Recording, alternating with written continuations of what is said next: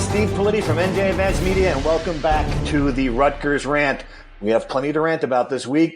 Keith Sargent, James Kratz joining me as always. And fellas, having 48 hours to think about that game, I think the prevailing feeling comes down to 4 words for me, and it's just, here we go again. I thought you were going to start off the rant by talking about Adam Korsak not winning the Big Ten Special Teams Player of the Week. They went with an Ohio State punter. I thought that was going to be the highway robbery. I thought that was. Oh man, we have to talk about other big picture stuff. Go ahead. Go ahead. I think he's already achieved legend status in the Rutgers fan base. Does he really need a certificate from the Big Ten to confirm that? I mean, good grief. Anyway, yeah. So other than Adam Korsak, what I'm coming back to for this game is that it just felt so much like last year. I mean, just everything about it. And, if that's the offense again, we're staring at a 1-win, 2-win team again. I mean, it's just hard to fathom that here we are 4 years into Chris Ash's tenure, and we're still looking at a passing game that can't crack 50 yards. I mean, does either one of you guys have something that you can tell me that will make me think that this was the aberration, that this game was the outlier, and the offense is going to be much better than that? Anything? Let me start. I'm reading the Illinois, the Iowa coverage from their beat reporters, and right. I think there was a stat that said that Iowa, it was the fewest passing yards for a team against Iowa since 2010. So just to put that in perspective, and it's happened for Rutgers, it's happened 8 times below 50.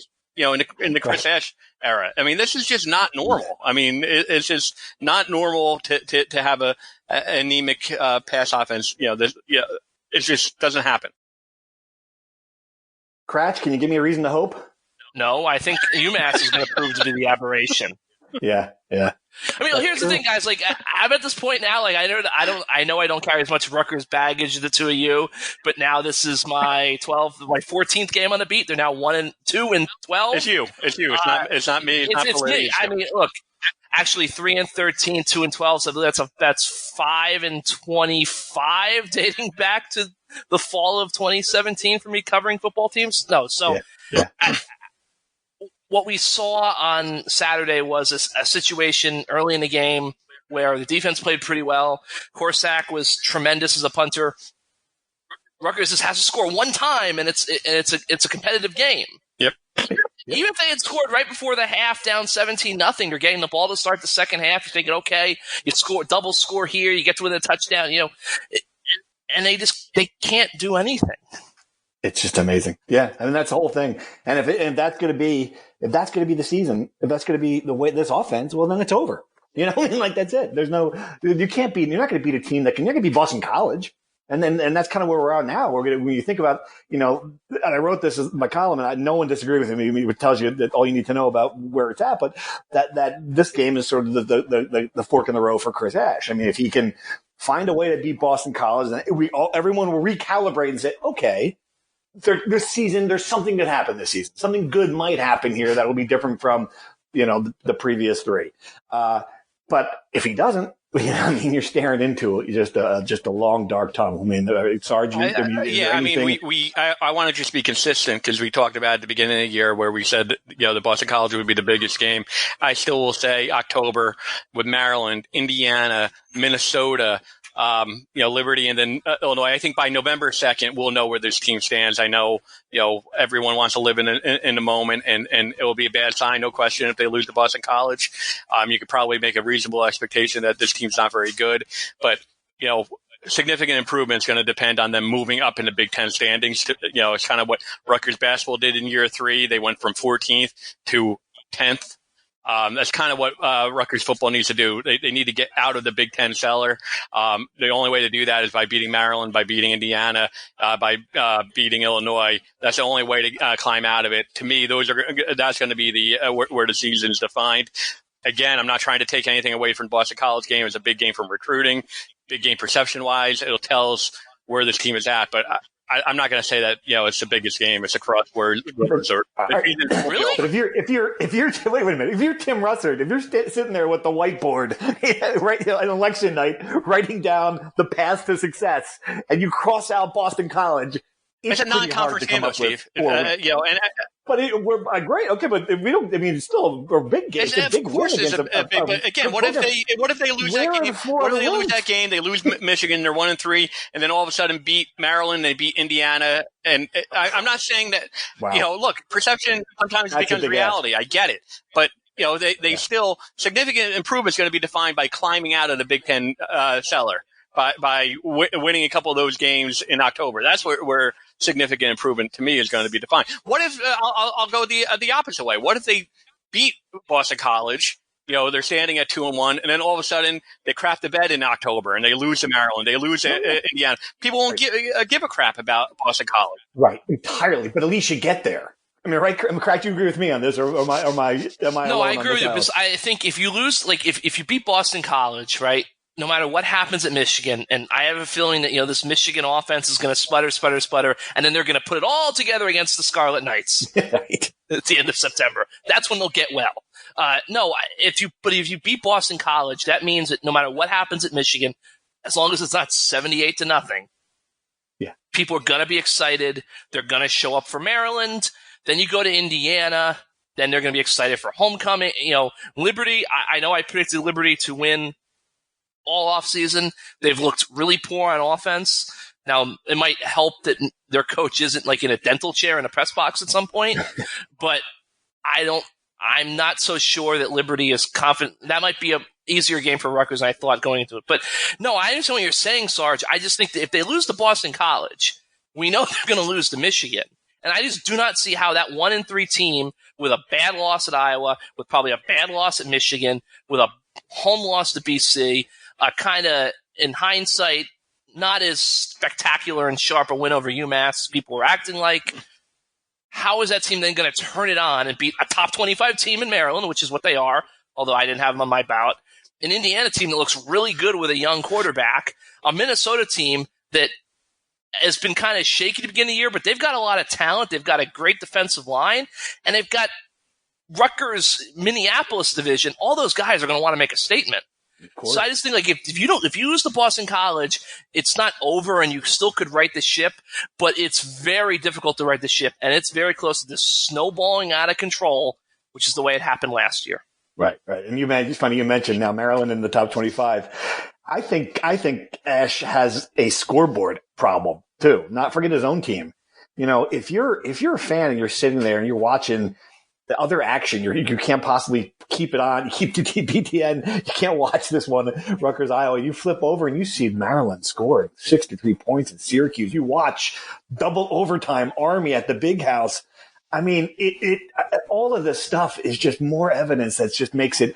I mean, the fan base is already impatient with what they're seeing in front of them.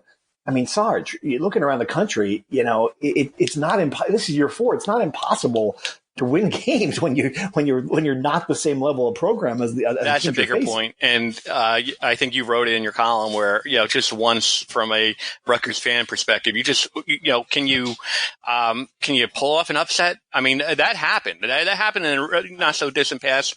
I hate comparing it to basketball because basketball, Steve Pikiell has way more opportunities over the course of a season, over the course of his tenure to pull off those top 25 upsets. But that happens in basketball. You see what that the perception of the program making improvement does with a top 25 win.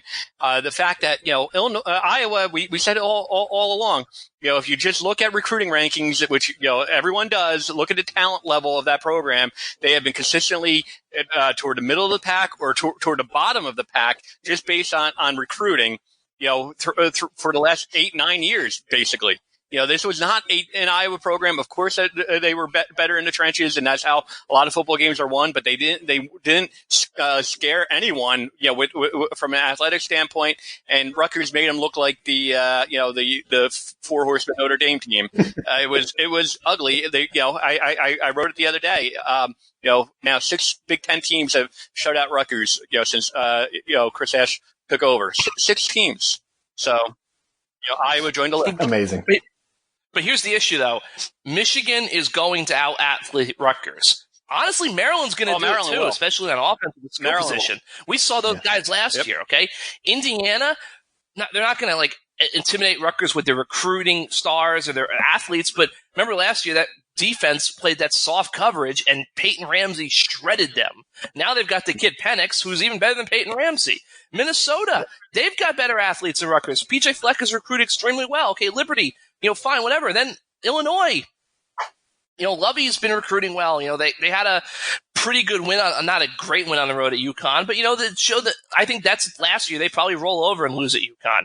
And then you finish at Ohio State, Michigan State, Penn State. This is why I think BC is so important, because if you can beat BC, you revitalize the air around the program. If you don't, then it's over. I think Chris Ash has lost most of the fan base. He's going to have lost the entire fan base, save one or two people if they lose to Boston College. Great talking point. Again, I'll close. I mean, it's just if they beat Boston College and lose to Maryland and Indiana, the season's over at that point. Then you have homecoming against Minnesota. Then you could write the obituary. But a win-loss against Boston College does not change what lies ahead in October.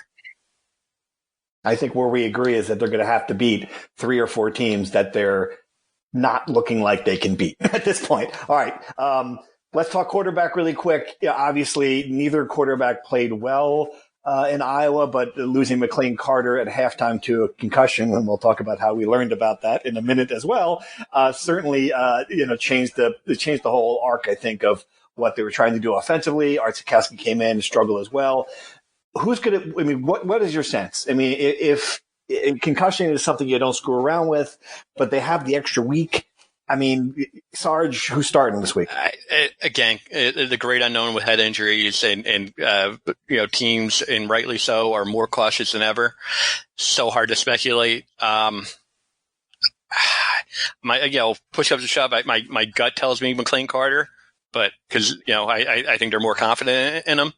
But who knows?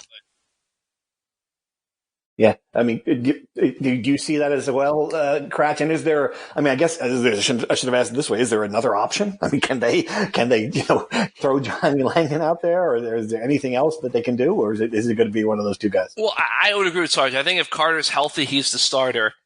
If he's not healthy, I think it's really interesting because, I mean, in terms of, we harped on the importance of the BC game. I mean, it would kind of be, the plot would thicken even more if it was Art regaining the starting job for this critical game for the program. But at that time, too, and I asked Ash this, and I was surprised that he was like, well, this is the plan. I mean, you put Art in a game where he was down 20 McNulty points. said that. He said that the other day, that if there's an injury this week, McNulty said that was the plan. So It wasn't like... No, I understand he said it as a plan, but I thought when John said that, I interpreted him to mean if it happened when it was a football game, yes.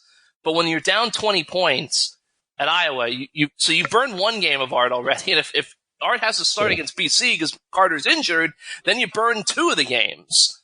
So I understand starting Art, obviously, if you have to start him. But no, I agree. I do think that it'll be Carter if he's healthy. If it's not, it'll be Art. But I really am wondering if it's a long-term thing, do they sort of reassess where they stand with Art? Are they okay burning the red shirt, or do they say, hey, if this thing starts to go south a little bit, maybe we need to put Langan in there? Yeah. I've just got a bad feeling it doesn't matter who it is. I just think it's going to be a rough. We'll do predictions next week on the podcast, but it just got a bad feeling with this one. All right, let's jump into true or false. You guys know the rules. Please answer true or false only. We'll come back and discuss your answers later. True or false? A 30-0 loss to Iowa is even worse than a 58-0 loss to Ohio State. Sarge. Cratch? True. True or false? Rutgers abandoned the running game way too soon against Iowa. Sarge? Cratch? False. I see what Sarge is saying, but I'll say false. Okay. True or false? Passing for more than 50 yards in 2019 shouldn't be hard. Capital T. True. Yeah. All right. True or false? The fact that McLane-Carter's girlfriend broke the news of his concussion on Instagram, it's no big deal. Capital F. False. So, Cratch. No one. I'm not complaining. True. True or false? That's a great answer.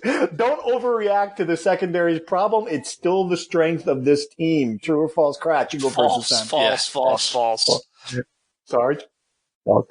True or false? BC attendance under 20,000. Announced attendance. Usually that. Announced attendance. 50,000. Probably give away a lot of tickets again. Okay. I will say false as well, because I think the BC fans will be in the building. Okay.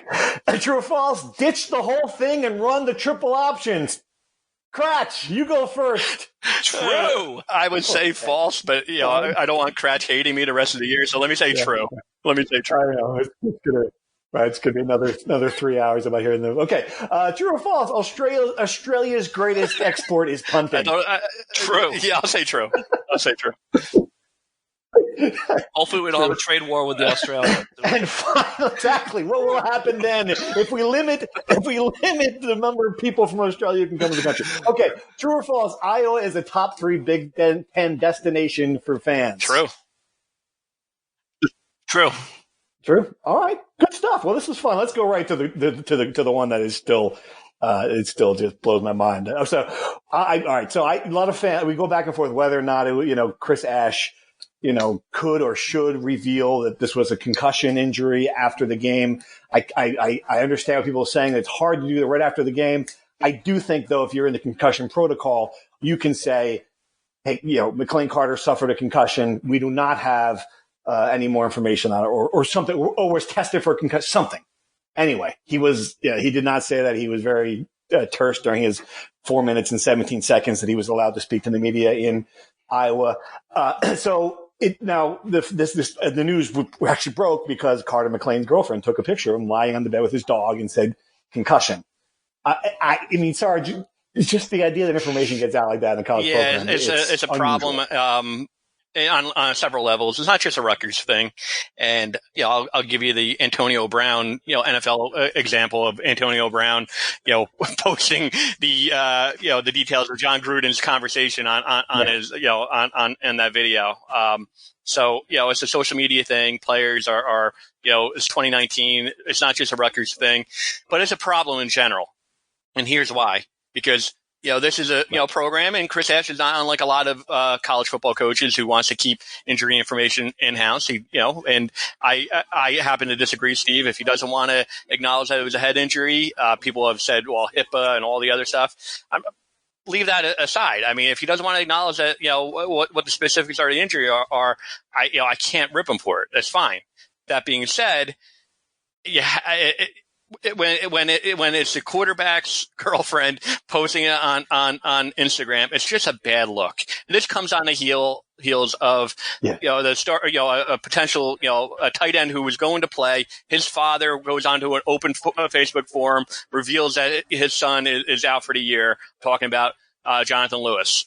Again, I preface it by saying it's 2019. It's not just at Rutgers, but it's a bad look. It just can't happen. It's just, you can't, if you're trying to keep this information in-house and trying to have a competitive advantage, which we know Chris Ash is all about that. He did that for week one, playing coy on the quarterback. You just can't have this. It's just one of those things that you need to do a better job. That's it. It's a lack of control and you just can't have this. Right. Yeah. So, Gratch, any thoughts? What was your first take when you saw that? Obviously, for reporting purposes, it was pretty good for you because you got the story. Yeah. No, I mean, my big thing is that I want to defend Cratch because I've seen this perception out there on some of the message boards that Cratch was stalking, his girlfriend's Instagram. Oh. That did not happen. I will say. I will give you, the fans just a little glimpse of how the sausage was made. We got that picture. Neither myself, I believe I can speak for Cratch. Neither of us follow any of these players, let alone the players' girlfriends on Instagram or any social media channel. At least I don't. I don't even follow players. Maybe a few on Twitter, but certainly not on Instagram or Facebook or any of the other those channels. Cratch was not stalking. We got the photo from a source, believe it or not, inside the program. So We're obviously not going to reveal who it was, but this was out there. This was out there. This is news. This is relevant news to so just to defend, because I saw on message boards that Cratch was stalking. Did not happen. Go ahead, Cratch. I understand that there's privacy laws and that coaches are trying to be, err on the side of caution. I'll give you a little inside baseball story. When I was back in the Giants beat, when he just had gotten the job, all the beat writers went up one by one, sat with Ben McAdoo. I don't think I'm violating any confidence here. And he said that he always personally was worried discussing injuries because he was afraid of privacy laws and that someday, some coach was going to get sued for saying the wrong thing. Now, I told him that that's not really the same case in the NFL. It's CBA. What I do think is this is where the lack of an injury report in college football, and not to get involved with that, this is where it hurts. Because if it simply is just a concussion, then I think if there was just some way for them to say, hey, he's day-to-day, or he didn't suffer a season-ending injury, or that way, you just let the world know that, hey, he didn't break his shoulder, or his arm or something. He didn't, suffer a fracture. You just say he's day to day, and then we move on. And we're all day to day. So that's what I think. I just think that, and it doesn't have to be hour after the game, but the day after, people want to know the starting quarterback is okay. So just in the press saying he's day to day. Northwestern, Ohio State, other Big Ten programs do acknowledge. Northwestern sends out an email on Friday. Their injury report. They just say the status, it doesn't give the specifics of the injury, but they do. Same thing with Ohio State. So every program is different, obviously, but Cratch is, I think you nailed that point because, there are ways to tell the fan base in general. I mean, it's not us. It's not a media thing. Let the fans know what happened. All right. Going back to the other questions, I'm interested. You're both, down on the secondary. I certainly understand based on that performance. I don't know. I thought that was, I talked to one independent observer who really thought that this was going to be like a top 4, top 5 secondary in the Big Ten this year. What happened? I mean, what is the problem? Cratch, you did the film review. You looked at it closely, and can you give me any insight there? Yeah, I just think that, obviously Damon Hayes and Avery Young both had rough days. Avery Young kind of got beat on that double move by Amir Marset-Smith. Hayes got flagged 3 times. One guy that really has kind of surprised me is Malik Dixon hasn't had the impact I thought he would. And I wrote this in the film review. You guys saw the linebacker rotation they had, and it worked, early on at weak side middle, but they got Tyreek Maddox-Williams out there all the time. And I have to wonder, maybe they had it right last year before, he got suspended, where they had Malik Dixon at strong side linebacker. Maybe that's where he should be. He just seems lost sometimes back there. And Tim Barrow, I thought, played pretty well at safety. You got Izzy and you got Paul. Wouldn't surprise me if, I don't know if they'll do it, but I think they probably should consider moving Dixon back to the strong side because I think he might be better in coverage and he might give them an element they don't really have there, at least some more depth. But yeah, it wasn't great, I mean, didn't really seem like I didn't look at that as closely, because it wasn't really important in the grand scheme of things, but I didn't know if we saw a lot of Trey Avery out there. It's just, they just haven't played well, but you know what? They get no push up front. I mean, they need a push, and that's not there. And I saw someone say, well, the Iowa offensive line didn't dominate. They did, maybe they didn't knock guys 10 yards into the cheap seats, but there was a stalemate every time up there, at best. There was no pressure whatsoever. I didn't really see any stunts working. It's just, I think at this point, year 4 with Chris Ash, his defense is what his defense is. Right. They're not gonna generate all this creative stunts and pressures and blitzes. It's not gonna happen. And they just don't have the guys right now who can do it themselves. So it is what it is. I think, yes, the secondary has struggled, but they're not getting much help up front. Right. All right. Before we jump into the next feature, I want to give one more opportunity. Sarge, you wrote about Adam Korsak, Australia's single greatest witch doctor with the football. We've been 24 minutes into this thing. We've been awfully negative. Let's talk about the one good thing. I mean, the kid was pretty amazing. That game could have been a lot worse. Look, I mean, the Iowa punter was very good as well. We're just talking about average. He actually had a better average. Obviously, average doesn't play. Maybe his best punt. I mean, he had 7 punts 7 of his 10 landed inside the 20, 5 landed inside the 8-yard line, 2 inside the 3. I mean, but his best punt might have been the one getting Rutgers out of harm's way, where it almost got blocked. And I think that ball went to like the 50. So in yardage, net yardage, it might have been like 42 yards or whatever it was. But that was an amazing get off. Look.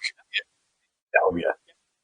Yeah, and the team I don't give Kratz credit all that often, but him calling him the Roy Jones of the Rutgers football team, pound for pound, he nailed it. He's been saying it all summer, all spring.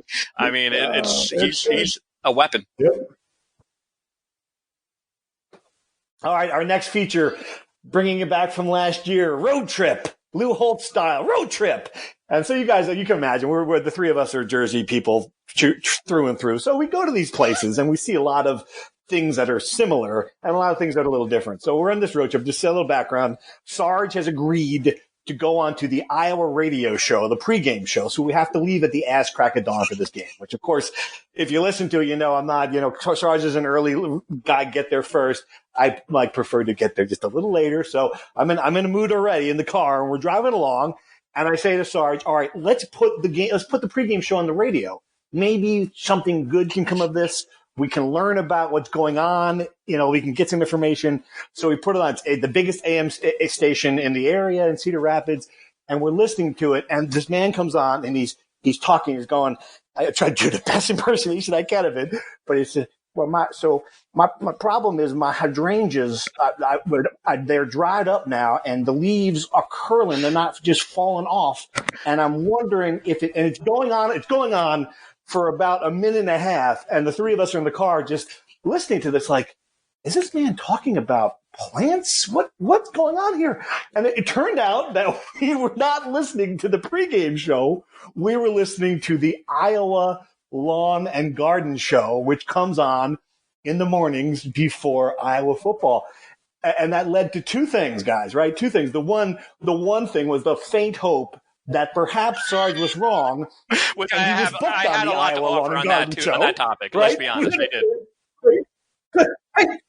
It would have been wonderful when it didn't happen, but sadly, it would have been great.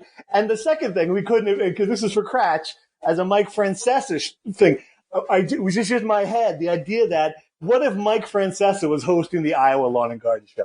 It would be like, your hydrangeas, you can't plant the hydrangeas in the fall. It'd be just great stuff. Come on. It'd be awesome. Anyway, those are the two. That was what we got on the road trip. We got a big steak. We loved Iowa. What else you got? What did you like about Iowa? Go Hawkeyes. Beat the Rutgers. Beat the Rutgers, right? That was the other thing. I nearly drove off the road. Tell that story, Kratz. Yeah, so we're driving at it, and I will say this, the people in Iowa were very friendly. They didn't really seem to know what to do with Rutgers. They really didn't. There was like, well, we know they didn't like it, but they didn't want to say so. We know they're in the conference, and it's the first Big Ten game, so it's kind of important, but not really. I go to the bar before I was waiting for you guys. So I go to the bar, the hotel bar, on Friday night before we went to dinner.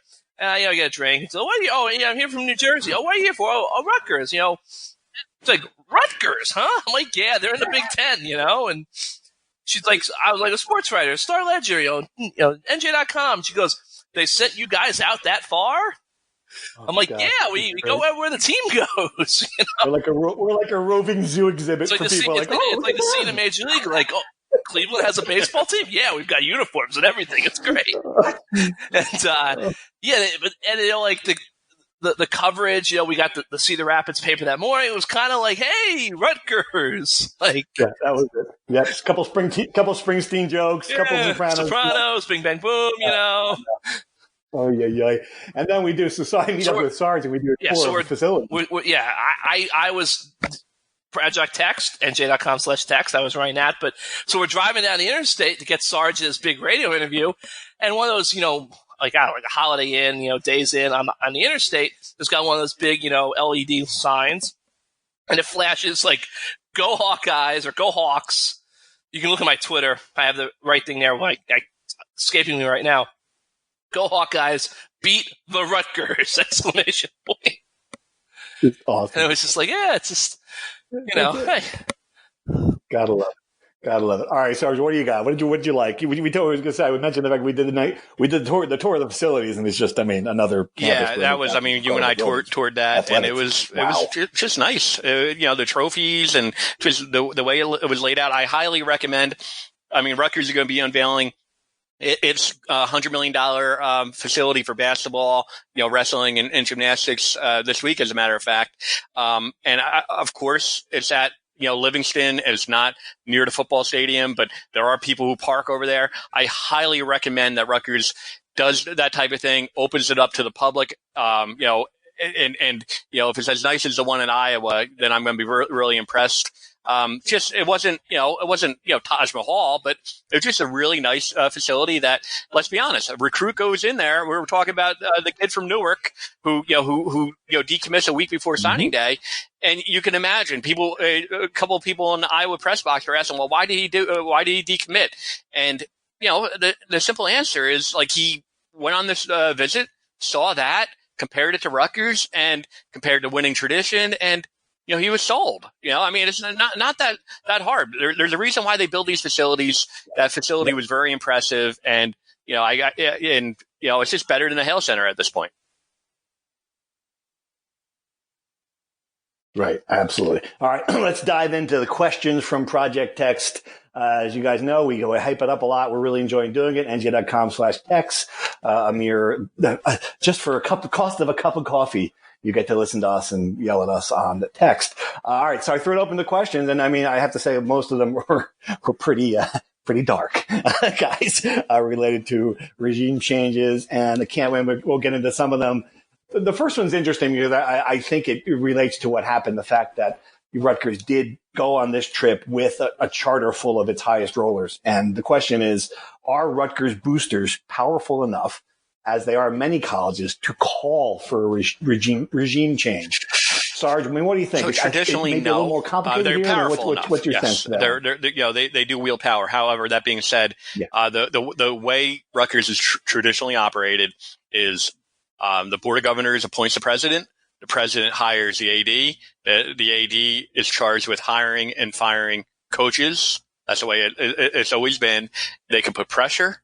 They can put pressure publicly. They can put pressure with their wallets by not donating. There's a lot of things that they could do. But that being said, it's not the way they've traditionally operated. It's just, that's the way it's gone, at Rutgers for a long time.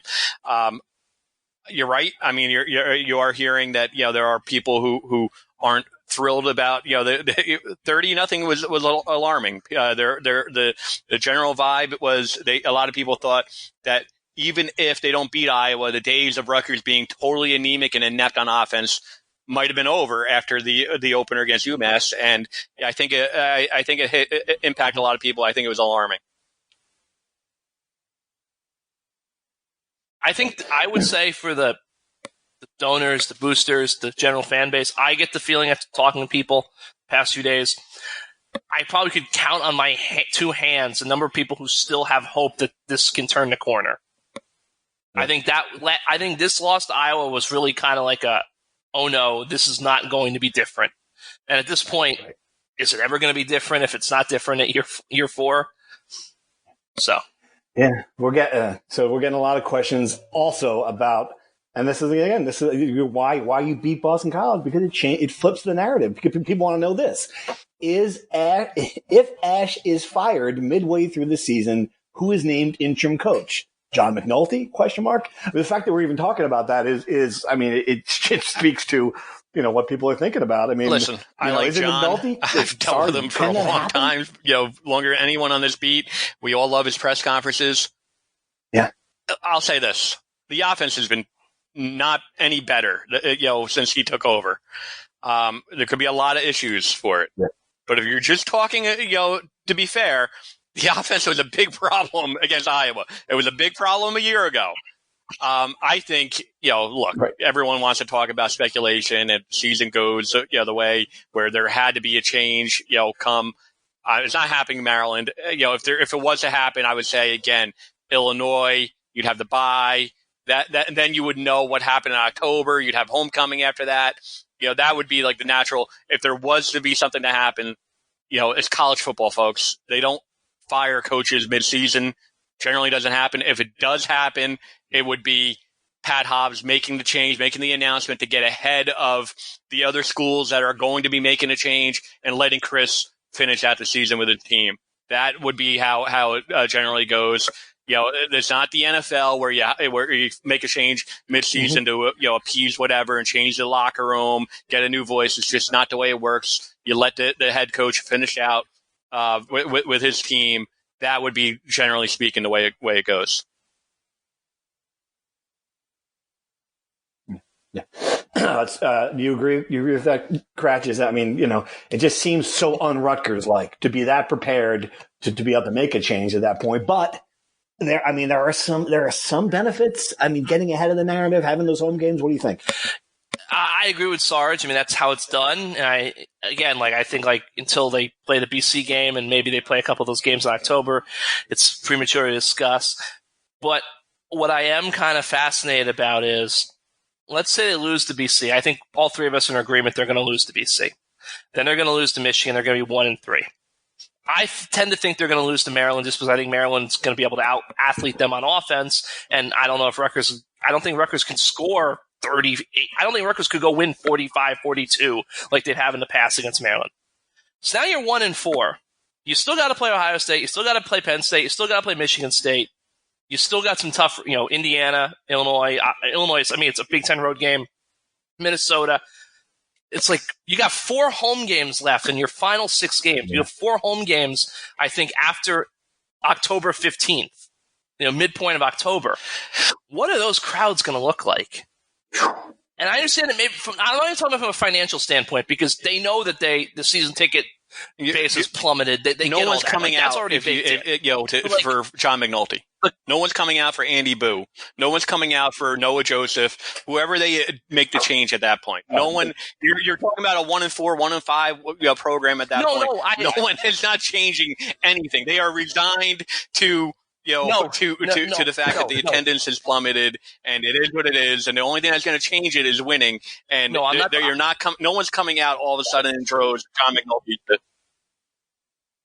Right. He means they're going to come out and yell. They're going to come out and scream. I'm not talking about I'm not talking about the change bringing people into the stadium. I'm talking about the people that do show up are going to be booing and screaming and look. Pitchforks and torches. Whether it's realistic or not, the specter of Greg Schiano hangs over this entire thing because he's out there and he's not doing anything. So I'm saying, do they want to have just nobody in the crowd, but you're just there to? Because in college, when a coach is unpopular, when that coach gets removed from the situation, most people just default to supporting the kids and supporting their university. Right. But if you don't make a change, are you going to have your 10,000 people in the stands, and all 10,000 are going to have nasty signs, and screaming things, and bring back Greg Chance? I don't know. Maybe Rutgers doesn't want to have that for homecoming or when they celebrate the 150th anniversary. That's, I think, the factor is. There's nothing football related that would necessitate a change because football is what it is. Right. But that stuff, I wonder if that becomes a factor at some point. It's a great point. I hadn't thought about the anniversary, but that's a great point. All right, here's an actual football question, and then with something I think you guys are writing about this week, so it's timely. With players such as Blackshear, Pacheco, Melton, and Carter, how do you rate the offensive talent compared to even the flood era? Why are there so many shutouts and lack of yards? And it's interesting because, you think back to it, this program has produced a ton of good offensive players. Is it that much of a big drop off? Is that obviously they've had 3 different coordinators in 4 years under Ash. Is that it? 2014 when Kyle Flett, 2012 when he first took over, he inherited a lot of Greg Schiano players. So, The question is, later in the Kyle Flood era, is the talent gap different? I'll say this: Leonte Carew was an NFL player, didn't have a great NFL career, obviously, but he was drafted in the 3rd round. There, at one point, people thought he was a legit NFL prospect. Chris Ash hasn't had that type of offensive player. Is it? I think No. I go back to what Chris said in the summer, that this was his most talented team and the deepest team. So I guess, again, to not overreact over one really, really miserable offensive showing, I'll say I guess the proof will be in the pudding. down the line. But right now, it looks like, I went into the season thinking that Chris Ash's team had more talent than late in the Kyle Flood era. Right now, I don't think so. Cratch? I think that I'm sure those Flood teams had more offensive talent. And the thing, too, is I think that it's a style of offense they play. Like, a team that had a functional offense would have found a way to score 7, 10, 14 points against Iowa in garbage time. It's not that hard to do, I mean. I just watched the Giants do it against the Cowboys. Yeah, that's what I keep coming back to is that the shut. That's what's so jarring about the shutout, especially in college football, when you're running out like fourth string kids, you're running out on the road, especially. Yeah, Iowa played every kid in the Des Moines area was on that field. Yeah, exactly. Like think about all the games they played against Ohio State. Like, especially like games in the big house where like Urban Meyer's like, okay, like, my fourth year senior walk-on off like defensive lineman, like this is the one chance the kid's going to get to play it for Ohio State on a Saturday. Like, get in there, son. And they haven't been able to get points. That's what's like scary. I think it's a combination of the talent because, they're lacking in areas. I think it's a combination of the constant scheme changes. And honestly too, like they're so paralyzingly conservative in everything. Like, when are they going to let Korsak roll to his right and tuck it and run? When are they going to, just try a trick play? And McNulty's done some of that. Like, he's tried trick plays just to score points. I think back to the Jonah Jackson, like the pass, the screen pass near the goal line against Illinois last year. They just don't. And I think, honestly, the biggest issue is they can't throw the ball. Yeah. Because a lot of these games, if you can pitch and catch 2-3 completions against the third-string cornerback, touchdown, shutout's over. It's talent at quarterback. It's talent at quarterback. The 2015 Rutgers football team, Kyle Flood's last season, had 4 or maybe 5 guys, who had a cup of coffee at some point in the NFL. We're talking Leonte Carew. We're talking, Sebastian Joseph's the starter, on the Rams right now. We're talking Bless Austin, who was drafted and he's on a practice squad, and Quentin Gauze, had a cup of coffee in the NFL. Isaiah Wharton. So, defensively, I think, they probably had more talent. Offensively, I think it's kind of similar, same type of offensive lineman. Paul James was a running back. Chris Laviano was a quarterback. It's a good question. I think the 2015 team is probably more talented. Yep. All right, guys, let's wrap it up there. We will see our prediction for next week when we hopefully have more information. I'm going to have to log on Instagram to make sure I've got all of my correct teams. Well, you might have to, Steve, because newsflash, there really isn't a whole lot of access this week. We have one day of access. We don't get to watch practice. We don't get to talk to John McNulty or so. Don't get to talk to players, Hey, look, who did this at the end, too? Kyle Flood did this at the end. I'll just make that thing. They have a big game against Penn State, right, Cratch? But, Pat Narduzzi's not, allowing access to players. So sometimes coaches, they just try to batten down the hatches. Rutgers is in a different situation. I think they're batting down the hatches because they just want to avoid distractions and, that sort of thing, I guess. But, any fans who want to read a nice little feature or follow up on Adam Korsak, you're going to be out of luck. Breaking news to Coach Narduzzi, who hey, might be dealing with him someday. It's not going to work. Wow, that's a good little nugget to drop in the 43rd minute of the podcast. All right, it's not going to work, Pat. You're going to lose to Penn State. Signing off from the Rutgers Rant. A really good episode, guys. I enjoyed it. Yeah. Thanks for listening, everybody. Steve Politi, James Kratz, Keith Sargent signing off. We'll talk to you next week. Thank you.